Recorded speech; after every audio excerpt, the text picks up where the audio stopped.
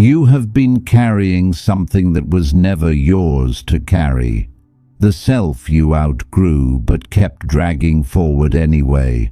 A relationship that ended months ago in everything but name.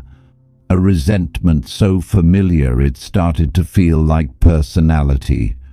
A dream someone else designed for you that you kept chasing because stopping would mean admitting you were running in the wrong direction this whole time. Holding on is taught to us as virtue, persistence, loyalty, commitment. Never give up. Fight for what you love. Stay the course no matter what the course costs you. And so you stayed. You held. You gripped until your hands went white around things that had already decided to leave. Around people who had already chosen differently. Around timelines that life itself had quietly retired without asking your permission.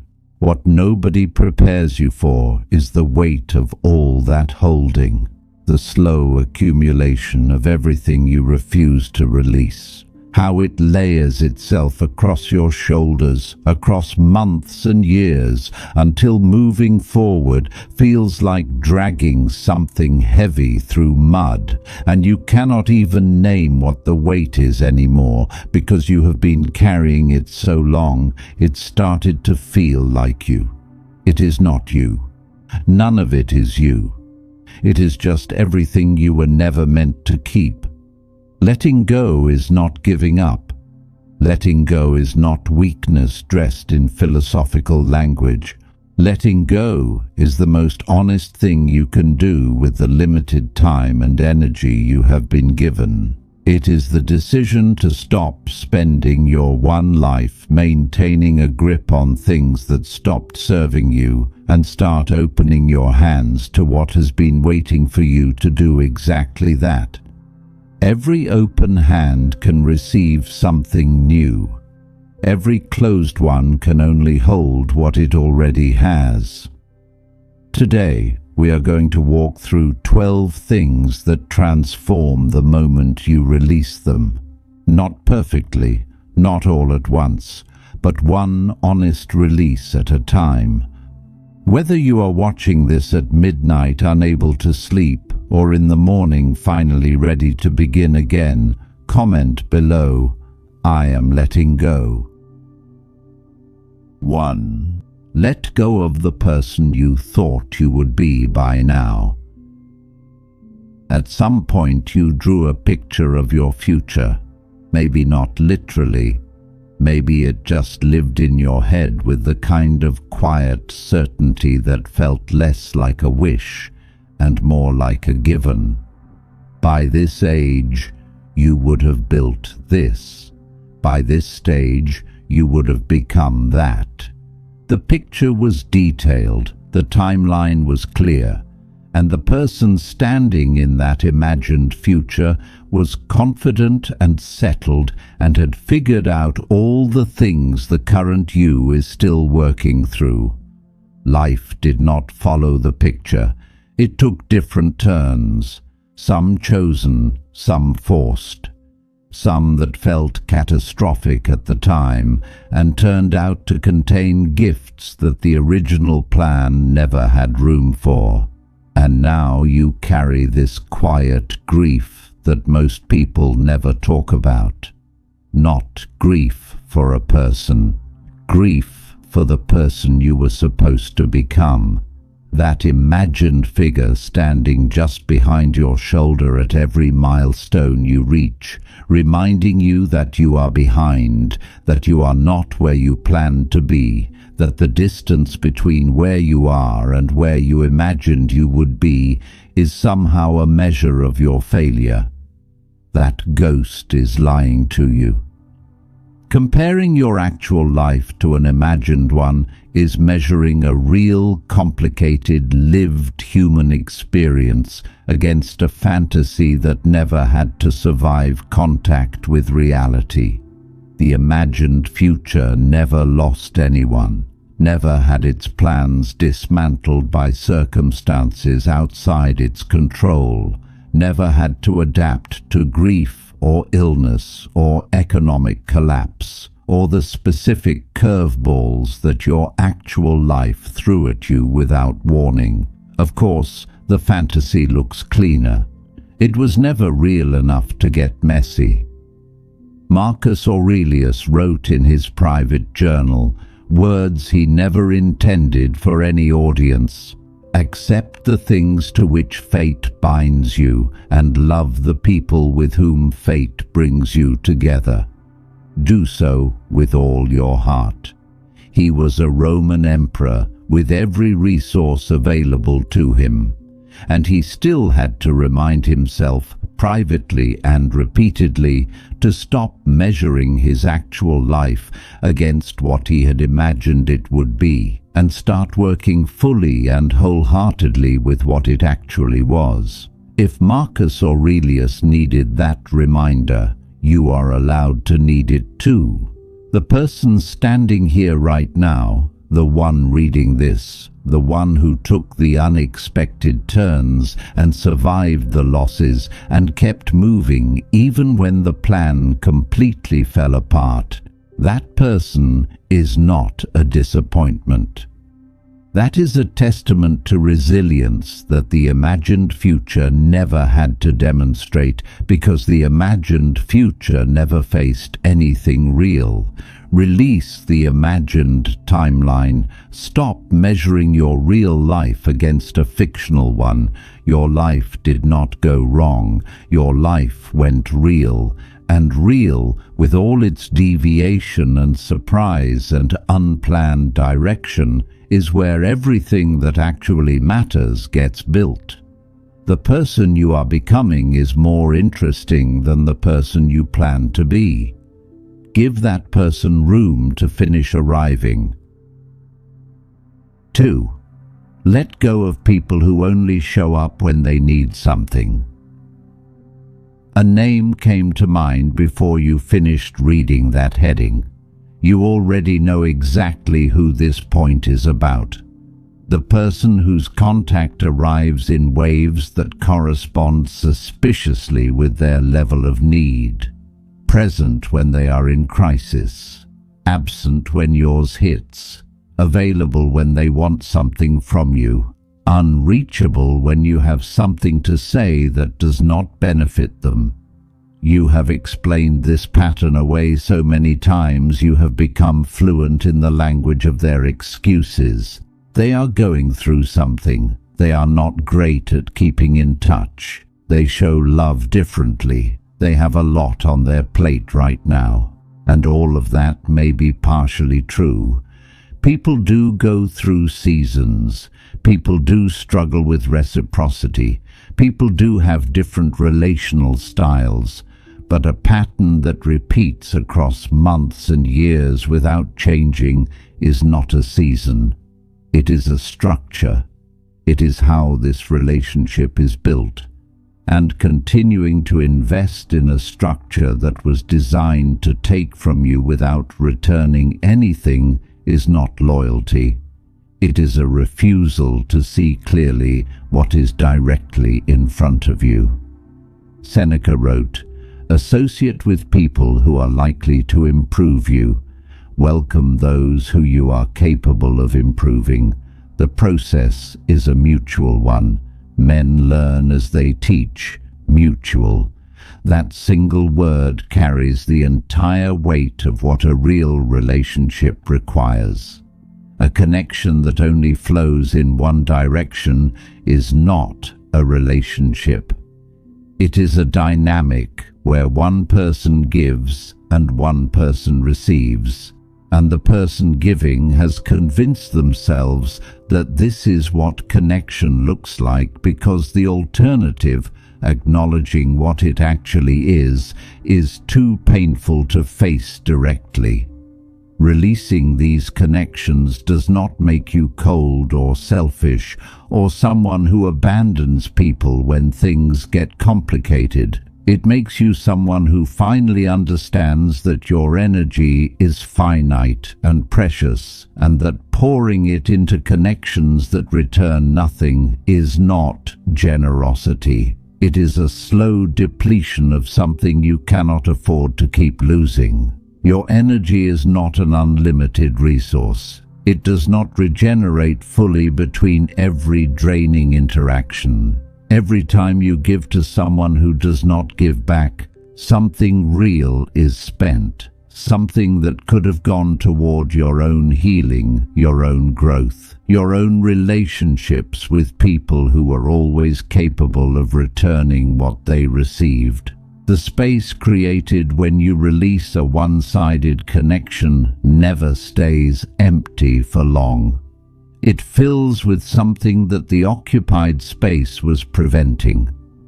People who were always capable of real reciprocity but could never find room in your life because every available space was already occupied by someone who was taking without returning. Release what drains you. Make room for what restores you. Those two actions are the same action performed on different objects. 3. Let go of the need to control what you were never meant to control. Every night you replay the things you could not prevent, the conversation that went differently than you planned, the outcome you prepared for that arrived in a completely different shape, the person who made a choice that affected you and that you had no power to intercept no matter how much you saw it coming, the situation that slipped out of your hands despite every effort you made to maintain your grip on it. And so you go back, in the quiet moments, in the middle of the night, running the alternate versions, identifying the moment where a different action from you might have changed the result. Carrying the weight of outcomes you were never actually positioned to control, as though they were failures of your management rather than events that were simply outside your jurisdiction. Control feels like safety. That equation is deeply human and completely understandable. If you can manage enough variables, predict enough outcomes, influence enough people and situations, then nothing can truly blindside you. You can stay ahead of the pain if you just stay alert enough, plan thoroughly enough, hold tightly enough to everything that matters, except the things that break us are almost never the ones we were controlling. They arrive from the direction we were not watching because our attention was fully occupied with maintaining our grip on everything else. Epictetus built his entire philosophy around one distinction. He said, "Of things, some are in our power, and others are not. In our power are opinion, motivation, desire, aversion. Not in our power are body, reputation, command, and in a word whatever is not our own action." 2 lists. What is yours to manage and what is not. Most people spend the majority of their emotional energy on the second list and then wonder why they feel so perpetually exhausted despite working so hard. Other people's choices are on the second list. The timing of things is on the second list. How other people feel about your decisions is on the second list. Outcomes you contributed to but do not own are on the second list. The opinions others form about you regardless of how carefully you behave are on the second list. None of it is yours to control. All of it costs you something when you try. The moment you genuinely release the second list, not as a performance of acceptance, but as a real recognition that you were never the owner of those outcomes, something loosens in your chest that you have been holding so long you forgot it was not meant to be held. A tension that had become background noise suddenly goes quiet. What remains is the first list. Your choices, your effort, your attention, your response to what arrives uninvited. Those things are entirely yours. Pour everything into them, and release the rest with the understanding that releasing it was always the only honest option you had. 4. Let go of the story you keep telling about why you cannot start.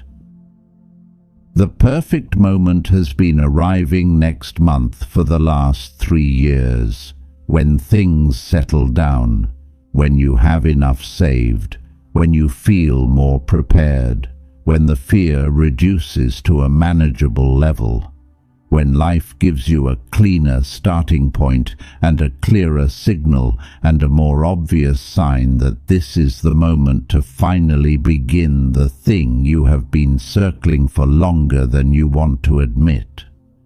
And every month that passes adds another layer to the story. Another reason why now is still not quite the right time. Another piece of evidence that conditions are not yet optimal. Another justification that sounds completely reasonable from inside and that you would immediately recognize as avoidance if you heard someone else saying it about their own life. The story is not protecting you. The story is imprisoning you in a waiting room that has no door-marked exit, because the exit was always the beginning you kept postponing. Readiness is not a state that arrives before action. It is a state that action creates. No one who has ever built anything meaningful felt ready before they started. They felt terrified. They felt underqualified. They felt like they were moving forward on incomplete information with insufficient resources toward an outcome they could not guarantee. They moved anyway, and the movement itself generated everything that waiting could never have produced. Aristotle observed, "We are what we repeatedly do." Excellence then is not an act but a habit.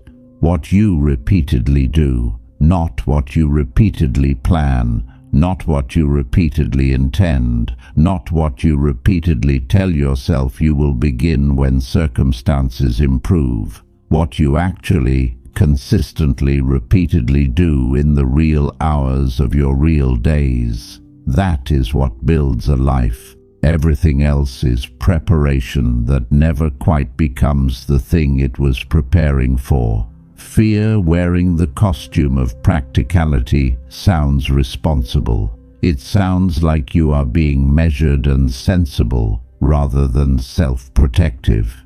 It is one of the most convincing performances that avoidance ever stages, because from inside the story, every reason feels legitimate. The timing really does seem off. The resources really do seem insufficient. The risk really does seem larger than you can currently manage. But the timing will always seem off until you begin. The resources will always seem insufficient until the beginning forces you to locate the ones you did not know you had. The risk will always seem unmanageable until you are inside it and discover that you are more equipped to handle it than waiting could ever have revealed. Release the story. Not because the fears are not real, they are real. Begin anyway. Begin imperfectly. Begin under-resourced and uncertain, and with half the confidence you wish you had. The beginning is the only thing that can build everything that comes after it. And you have been standing at the door long enough. 5. Let go of the grudge that is only poisoning you. The person who hurt you is sleeping fine tonight. That sentence lands differently depending on where you are in your healing. For some people it is a relief to name it plainly. For others it is a particular kind of pain. Because you have been awake with this, replaying it, feeling its edges in quiet moments when you wished you were not, carrying it into new situations and new relationships where it does not belong but arrives anyway because it is still attached to you. And they are not carrying it, at least not in the way you are. They have continued, their life has continued, and your continued suffering, your continued resentment, your continued inability to fully release what they did has not extracted any justice from the situation. It has only extended your stay inside it. Holding a grudge feels like power. It feels like maintaining something important, like your refusal to forgive is a form of accountability in a situation where accountability was never properly delivered. Like staying resentful keeps the record accurate when no one else was keeping it. But resentment is not a punishment you inflict on the person who wronged you. It is a punishment you inflict on yourself while imagining it reaches them. And most of the time, it does not reach them at all. Marcus Aurelius wrote, "How much more grievous are the consequences of anger than the causes of it. The cause is behind you, the anger is in you, and you are the one paying for both." Every moment you spend maintaining the resentment is a moment spent in the company of the person and situation you most want to be free of. You are keeping them alive inside you long after they have moved on from the incident that you are still living inside. Forgiveness is one of the most misunderstood words in the language. People resist it because they believe it communicates something about the acceptability of what was done to them, that it erases the record, that it tells the person who hurt them that they are off the hook. Forgiveness communicates none of those things. Forgiveness means you are removing their actions from the position of landlord in your mind. You are reclaiming the mental and emotional real estate that resentment has been occupying and redirecting it towards something that actually serves the life you are still building. Release the grudge, not for them, not to suggest that what they did was acceptable, but for the part of you that has been paying rent on someone else's damage for far too long and deserves to stop. 6. Let go of needing everyone to understand you. You have explained yourself so many times you are exhausted by your own story, the same choices justified in different words to different people, the same reasoning unpacked again in a different conversation with someone who was already skeptical before you began. The same values defended to people who hold different ones and were never genuinely open to being persuaded by yours. And after every explanation, after every patient and thorough attempt to make your perspective land, you walk away feeling less understood than when you started. Because explanation is not the problem. Understanding is not a product of better explanation. It is a product of shared experience and shared values, and a genuine willingness on the part of the listener to consider a perspective that differs from their own. When those ingredients are absent, no amount of clarity or patience or carefully chosen words will bridge the gap. Some people cannot understand your choices because they have not lived what shaped them. They do not have the context that would make your decisions make sense, and you cannot give them that context through conversation. You cannot transfer lived experience through explanation. The gap between your perspective and theirs is not a communication problem. It is a life experience problem. And it may not be solvable. Epictetus said, If anyone tells you that a certain person speaks ill of you, do not make excuses about what is said of you, but answer, "He was ignorant of my other faults, else he would not have mentioned these alone." That response comes from someone who has genuinely released the need for external validation of their own character. Someone who has separated their self-knowledge from other people's opinions of them so completely that criticism lands without finding purchase. That separation is available to you, not as indifference, not as arrogance, as the quiet recognition that the people whose understanding actually matters are the people who already offer it. Not because you explained yourself perfectly, because they see something true in you and recognize it without needing a translation. The people who require constant justification of your choices are not trying to understand you. They are trying to influence you. Every explanation you provide is an opening. Every detail you volunteer is a handhold they can use to redirect you back toward the choices they would prefer you make. Stop offering the handholds. Move in the direction your life is calling you. State your choices plainly and let them stand without an architecture of explanation holding them up. The right people will follow without needing a guided tour. And the ones who need the tour were probably not coming with you anyway. 7. Let go of the relationship that has already ended, but you refuse to leave. The relationship did not end with a conversation. It ended with a silence that kept getting longer. No dramatic moment, no clear declaration. Just a gradual cooling that you watched happen across months or years, choosing each time to interpret it as temporary. A phase, something they were going through.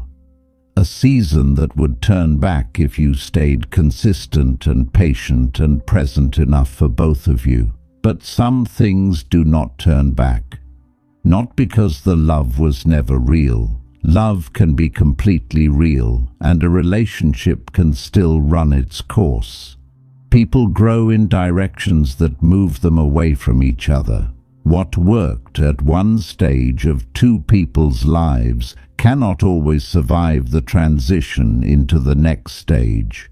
What was right for who you both were cannot always accommodate who you are both becoming. And staying beyond the end of something, refusing to acknowledge that it concluded while hoping your continued presence will somehow reverse what has already happened, is not love.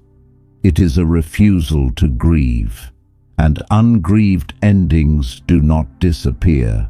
They compound. They layer themselves over every new experience until you are carrying the weight of something that ended long ago into every new beginning.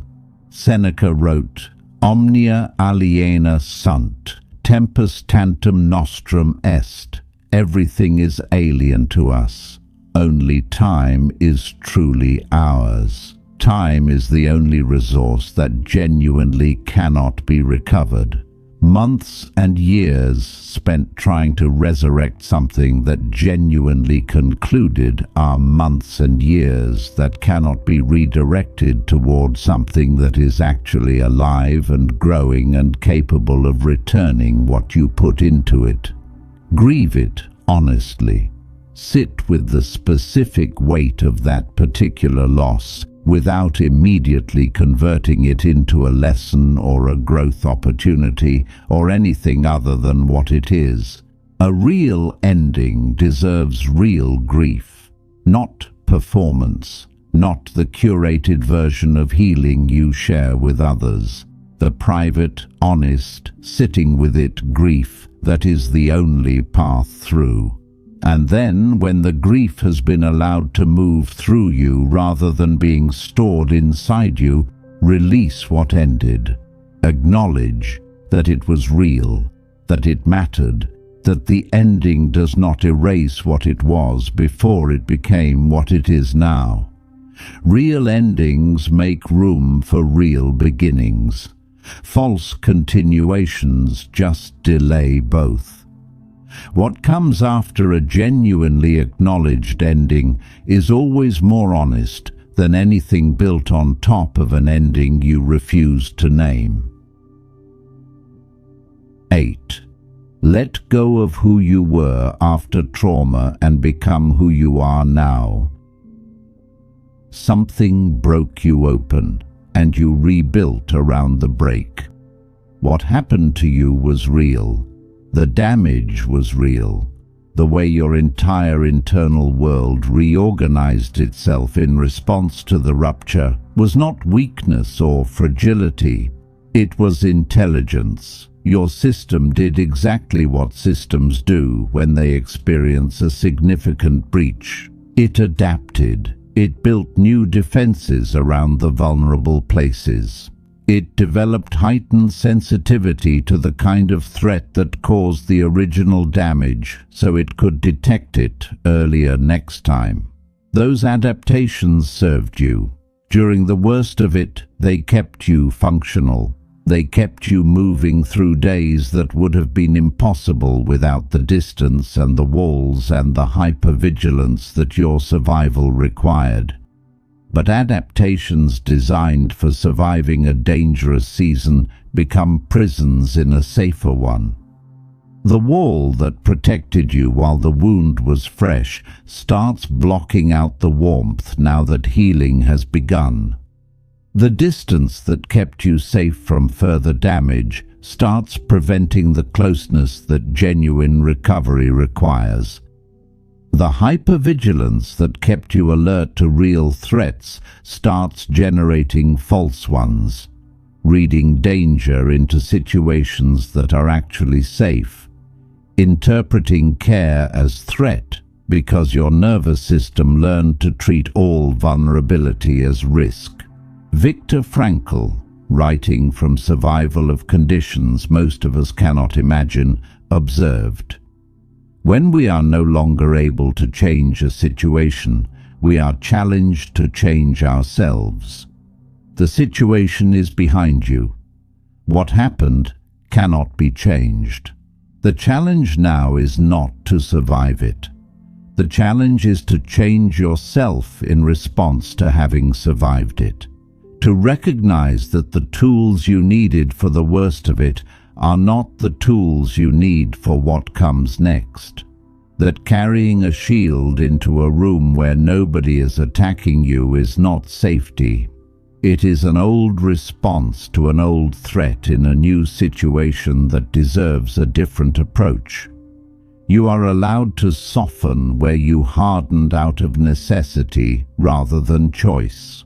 You are allowed to be curious again where you became guarded.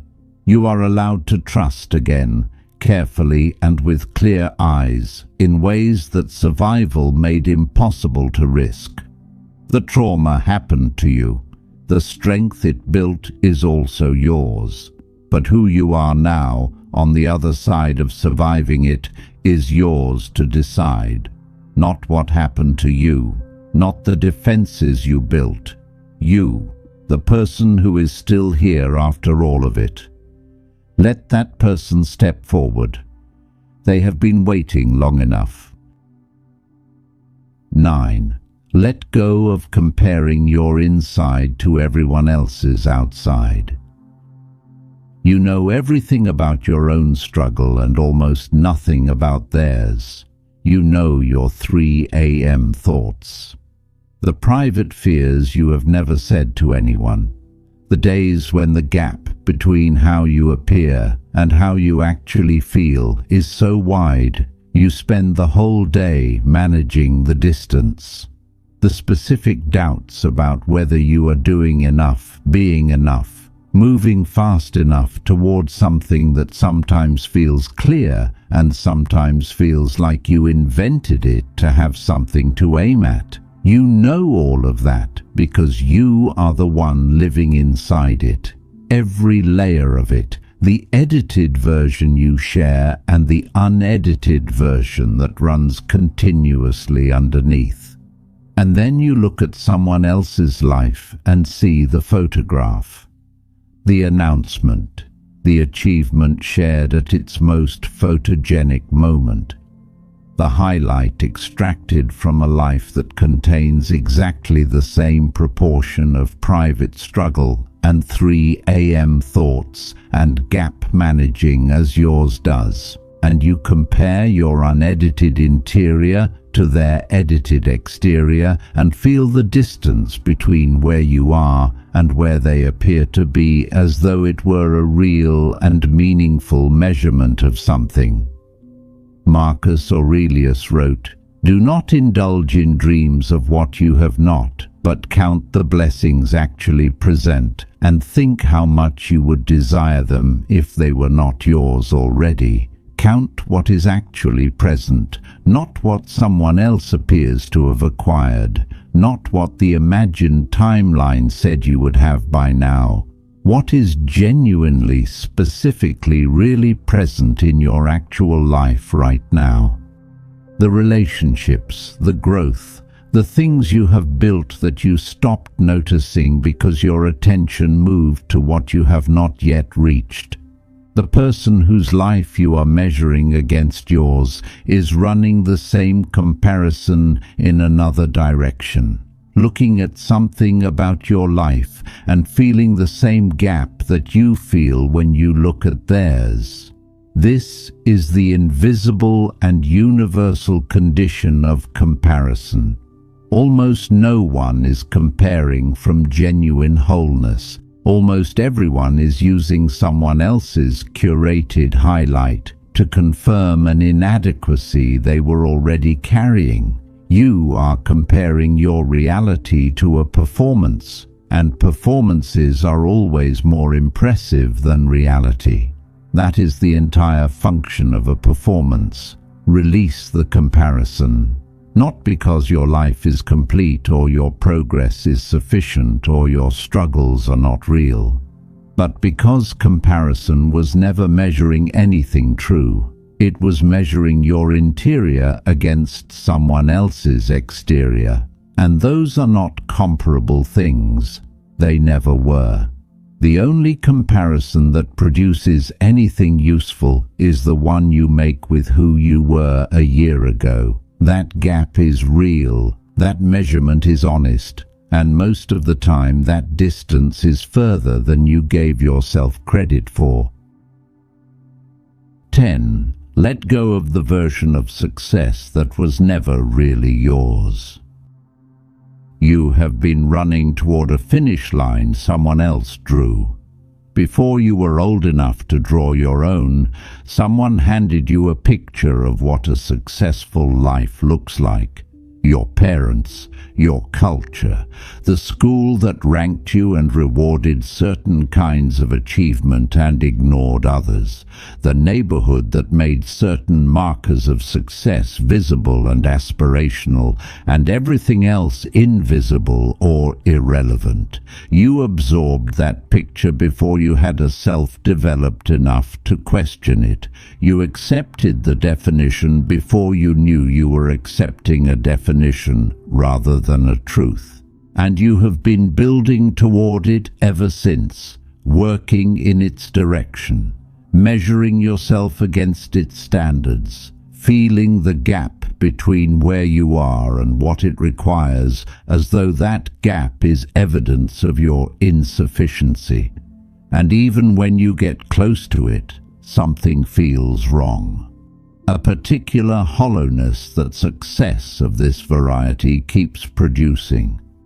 A vague dissatisfaction that you cannot name, because by every external measure you are doing what you were supposed to do. You achieved what you were pointed toward, and it does not feel like what you were promised it would feel like. Aristotle wrote, "Knowing yourself is the beginning of all wisdom." Not knowing what other people define as success. not knowing what your culture rewards or your family expects or your social circle uses as its benchmark of arrival. Knowing yourself, your specific values. The things that make a day feel genuinely well spent rather than productively endured. The version of a life well lived that emerges from your actual interior rather than from the external pressures that shaped your early understanding of what you were supposed to want. That self-knowledge is not discovered all at once.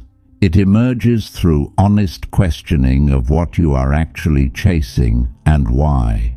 Through noticing what makes you feel alive versus what makes you feel like you are performing aliveness for an audience that may not even be watching. Through the willingness to release the borrowed definition even when releasing it means disappointing people whose approval you still partly want. Release the borrowed definition, not dramatically, not as a rejection of everyone who contributed to it, but as a quiet, honest acknowledgement that you are old enough now to draw your own picture, that you have enough lived experience to know the difference between what you were taught to want and what you actually want.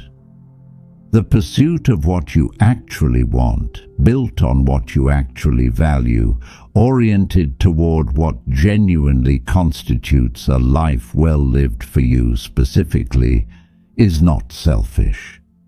It is the most honest thing you can do with the time you have. Draw your own finish line, then run toward it with everything you have. 11. Let go of the apology that is never coming and heal anyway. Part of you is still waiting for the words that would finally make it make sense. Not consciously maybe, but somewhere in the architecture of your healing, something is holding itself slightly back from full recovery, maintaining a thin connection to what happened, keeping a reserve of unresolved pain accessible because healing completely before the acknowledgement arrives feels like letting them off without consequence.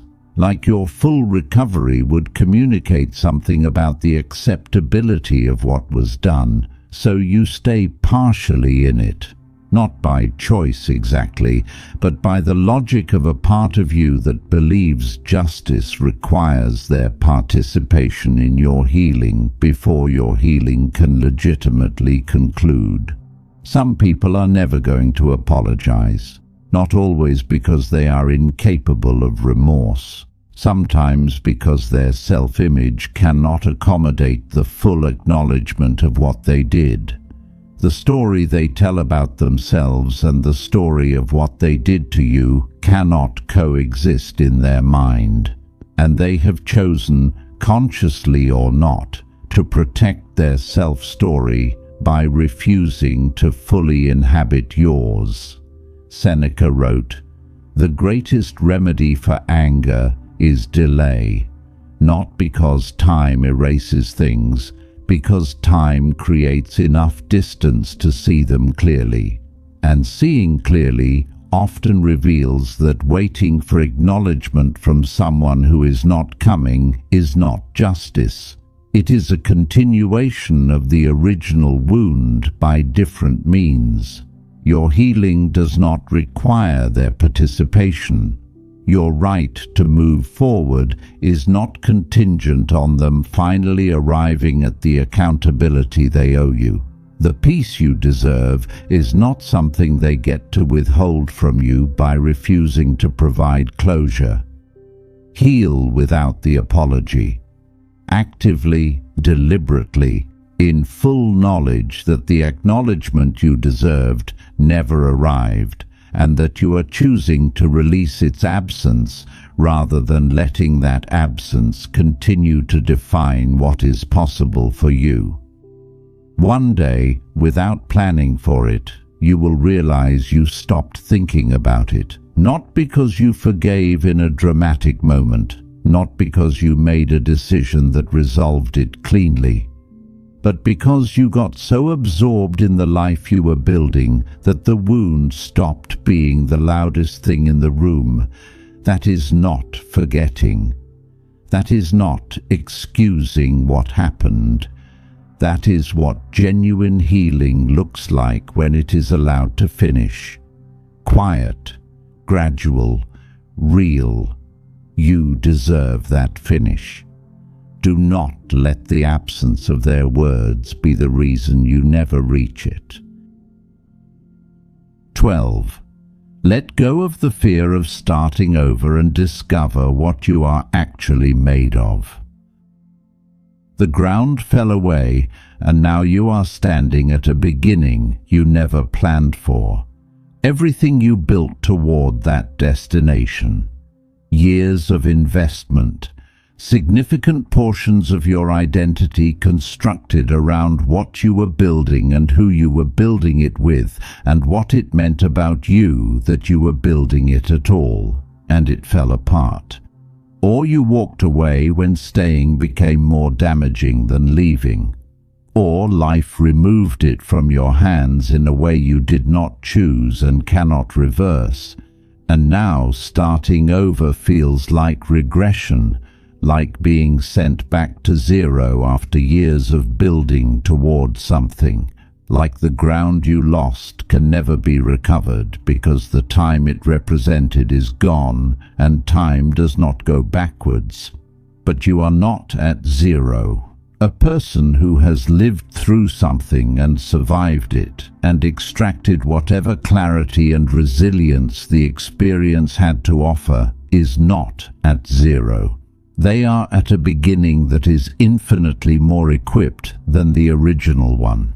They carry tools the first attempt generated, instincts that experience built, a clarity about what they are not willing to compromise on that they could only have arrived at by learning through the loss of it. Starting over at 30 is not the same as starting for the first time at 20.